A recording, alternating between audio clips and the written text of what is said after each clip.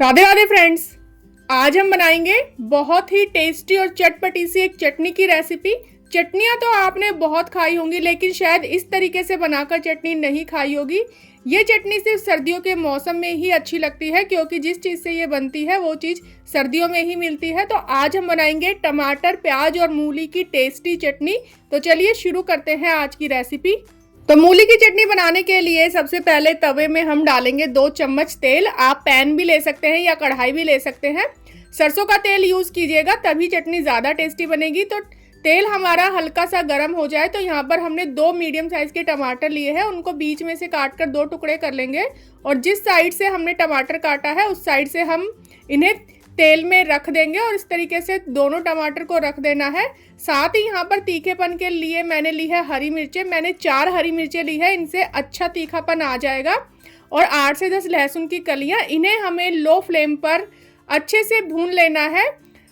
लहसुन हमारे अच्छे ब्राउन हो जाने चाहिए, मिर्चें भी हमारी सिक जानी चाहिए और टमाटर भी हमारे हल्के सॉफ्ट हो जाने चाहिए। इतने सॉफ्ट हो जाने चाहिए कि इनका जो छिलका है वो आसानी से निकल जाए। हमें छिलका चटनी में यूज़ नहीं करना है। आप एक साइड से सिक जाने के बाद इन्हें इस तरीके से पलट दीजिएगा और फिर इन्हें थोड़ी देर के लिए और सेक लीजिएगा। तो देखिए यहाँ पर हमारे जो लहसुन है वो भी हल्के ब्राउन हो गए हैं, मिर्चें भी अच्छे से सिक गई हैं और टमाटर भी अच्छे से पक गए हैं। अब हम गैस की फ्लेम को ऑफ कर देंगे और तवे पर ही इन सारी चीज़ों को रखा रहने देंगे, जिससे कि ये ठंडे हो जाएंगे और थोड़ी और सॉफ्ट हो जाएंगे टमाटर। तो जब तक हमारे टमाटर ठंडे होते हैं तब तक हम दूसरी तैयारी करते हैं। यहाँ पर ले ली है मैंने एक मूली, जिसे अच्छे से धो लिया है और इसके पत्ते भी हम चटनी में यूज़ करेंगे। तो जो सॉफ्ट वाले पत्ते होते हैं वो लीजिएगा, हार्ड वाले पत्ते हमें नहीं लेने हैं। बिल्कुल सॉफ्ट सॉफ्ट जो पत्ते हैं उन्हें छांट के रख लीजिएगा। और ये जो मूली है मेरी आधा किलो की मूली है, लेकिन हम यहाँ पे पूरी मूली यूज़ नहीं करेंगे, मैं आधी मूली का ही यूज़ करूँगी। मूली को हम छील लेंगे और छीलने के बाद इसके छोटे छोटे पीसेस कर लेंगे। छोटे छोटे पीसेस करने के बाद हमें इन्हें एक बर्तन में निकाल लेंगे और जो मूली के पत्ते हैं उन्हें भी हम छोटे टुकड़ों में काट लेंगे। और जो धनिया है वो भी हम छोटे छोटे टुकड़ों में काट लेंगे। धनिया हमें साबुत नहीं डालना है चटनी पीसते वक्त, क्योंकि जब हम साबुत धनिया डालते हैं तो इसके लंबे लंबे रेशे आते हैं जो खाने में बिल्कुल भी अच्छे नहीं लगते हैं। इसलिए आप इसे छोटे छोटा चॉप कर लीजिएगा और फिर हम इसकी चटनी बनाएंगे। तो यहाँ पे मैंने सभी चीज़ों को चॉप कर लिया है।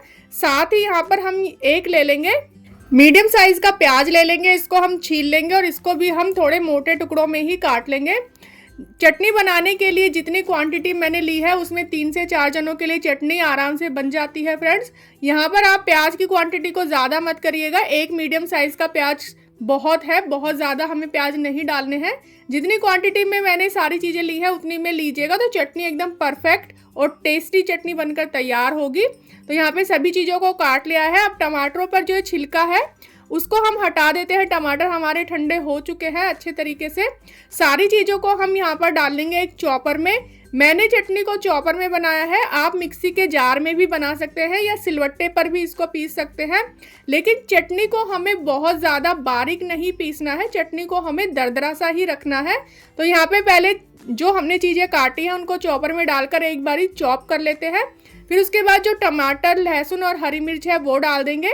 साथ ही इसमें डाल देंगे टेस्ट के अकॉर्डिंग नमक। मैंने 1 छोटा चम्मच नमक डाला है और यहाँ पे आधी छोटी चम्मच धनिया पाउडर डालेंगे और फिर इसके बाद इनको अच्छे से चॉप कर लेंगे। और ज़्यादा चीज़ें इसमें मैंने नहीं डाली है, ज़्यादा मसाले हमें इसमें नहीं डालने हैं। इन चीज़ों से ही चटनी बहुत ही ज़्यादा टेस्टी बनेगी, क्योंकि तीखेपन के लिए हमने हरी मिर्चें डाली हैं। आप चाहे तो खटाई के लिए नींबू का रस डाल सकते हैं, मैंने यहाँ पे नहीं डाला है। तो लीजिए हमारी चटनी बनकर तैयार है फ्रेंड्स, एक बारी ज़रूर ट्राई कीजिएगा। रेसिपी पसंद आए तो लाइक और शेयर कर दीजिएगा। चैनल को सब्सक्राइब नहीं किया है तो सब्सक्राइब कर दीजिएगा, साथ ही हाइप कर दीजिएगा और बेल आइकन को ज़रूर प्रेस कीजिएगा, जिससे कि आने वाली अच्छी अच्छी रेसिपीज़ की नोटिफिकेशन आपको मिलती रहे। इस चटनी को आप सादा रोटी के साथ, सादा पराठे के साथ खाइएगा, बहुत टेस्टी लगती है। या आप इसे पापड़ के साथ भी खा सकते हैं, पापड़ के साथ भी ये चटनी बहुत ज़्यादा टेस्टी लगती है स्नैक्स के रूप में। तो ये मिलते हैं एक नई रेसिपी के साथ, तब तक के लिए बाय।